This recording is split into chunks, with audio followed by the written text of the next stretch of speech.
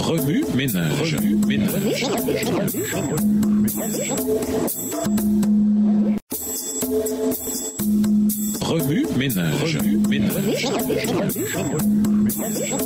Bienvenue dans votre émission Remue ménage. Nous voilà un son de mardi investigué. Lisons 1 Pierre 4, les versets 14 et 16. Hébreux 13, les versets 1 à 9 et le verset 13. 1 Roi 19, les versets 1 à 18. Hébreux 3, versets 12 à 14. Et Nombre 13, les versets 14, 24 et 25. Hébreux 4, les versets 14 et 16. Si vous êtes outragés pour le nom de Christ, vous êtes heureux parce que l'Esprit de gloire, l'Esprit de Dieu repose sur vous. Verset 16. Mais si quelqu'un souffre comme chrétien, qu'il n'en ait point honte et que plutôt il glorifie Dieu à cause de ce nom. Hébreux 13, les versets 1 à 9 et le verset 13. Persévérez dans l'amour fraternel, n'oubliez pas l'hospitalité, car en l'exerçant quelques-uns ont logé des anges sans le savoir. Souvenez-vous des prisonniers comme si vous étiez aussi prisonniers, de ceux qui sont maltraités comme étant aussi vous-même dans un corps. Que le mariage soit honoré de tous et le lit conjugal exempt de souillure, car Dieu jugera les impudiques et les adultères. Ne vous livrez pas à l'amour de l'argent, contentez-vous de ce que vous avez, car Dieu lui-même a dit, je ne te délaisserai point, je ne t'abandonnerai point. Verset 6. C'est donc avec assurance que nous pouvons dire, le Seigneur est mon aide, je ne craindrai rien, que peut me faire un homme? Souvenez-vous de vos conducteurs qui vous ont annoncé la parole de Dieu. Considérez quelle a été la fin de leur vie et imitez leur foi. Jésus-Christ est le même hier, aujourd'hui et éternellement. Ne vous laissez pas entraîner par des doctrines diverses et étrangères, car il est bon que le cœur soit affermi par la grâce et non par des aliments qui n'ont servi de rien à ceux qui s'y sont attachés. Verset 13. Sortons donc pour aller à lui hors du camp en portant son opprobre. 1 Roi 19, versets 1 à 18. Akab rapporta à Jézabel tout ce qu'avait fait Élie et comment il avait tué par l'épée tous les prophètes. Jézabel envoya un messager à Élie pour lui dire que les dieux me traitent dans leur rigueur si demain à cette heure je ne fais de ta vie ce que tu as fait de la vie de chacun d'eux. Élie, voyant cela, se leva et s'en alla pour sauver sa vie. Il arriva à Béer-Shéba qui appartient à Juda et il laissa son serviteur. Pour lui, il alla dans le désert où, après une journée de marche, il s'assit sous un genêt et demanda la mort en disant, c'est assez, maintenant Éternel, prends mon âme car je ne suis pas meilleur que mes pères. Il se coucha et s'endormit sous un genêt et voici un ange le toucha et lui dit, lève-toi, mange. Verset 6. Il regarda et il y avait à son chevet un gâteau cuit sur des pierres chauffées et une cruche d'eau. Il mangea et but, puis se recoucha. L'ange de l'Éternel vint une seconde fois, le toucha et dit, lève-toi, mange, car le chemin est trop long pour toi. Il se leva, mangea et but, et avec la force que lui donna cette nourriture, il marcha 40 jours et 40 nuits jusqu'à la montagne de Dieu à Horeb.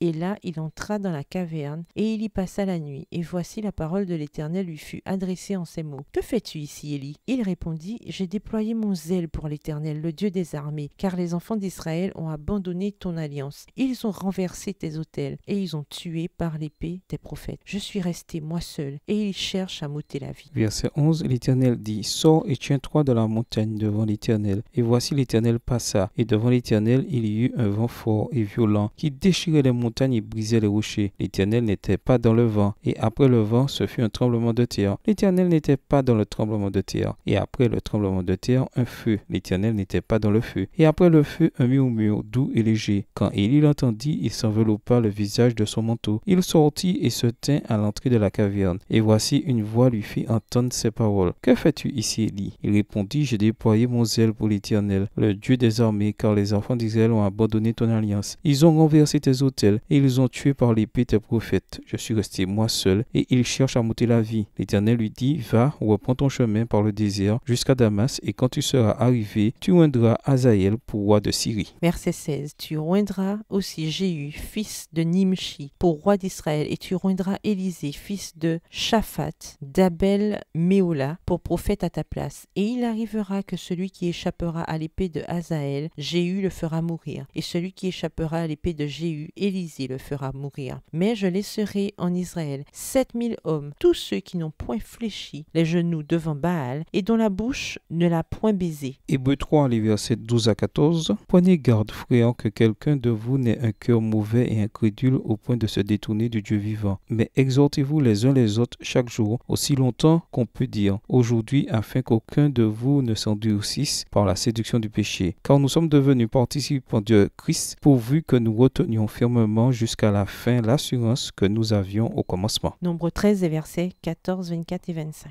Pour la tribu de Nephtali, Nashbi, fils de Vophsi. Verset 24. On donna à ce lieu le nom de vallée d'Eshcol à cause de la grappe que les enfants d'Israël y coupèrent. Verset 25. Ils furent de retour de l'exploration du pays au bout de 40 jours. Ouais, Ménage, quelle relation ces versets ont-ils avec le passage principal? Quels autres versets vous viennent à l'esprit en rapport avec Hébreux 10, les versets 23 à 39? Au revoir. Et à demain si Dieu veut. Remue ménage. Remue ménage.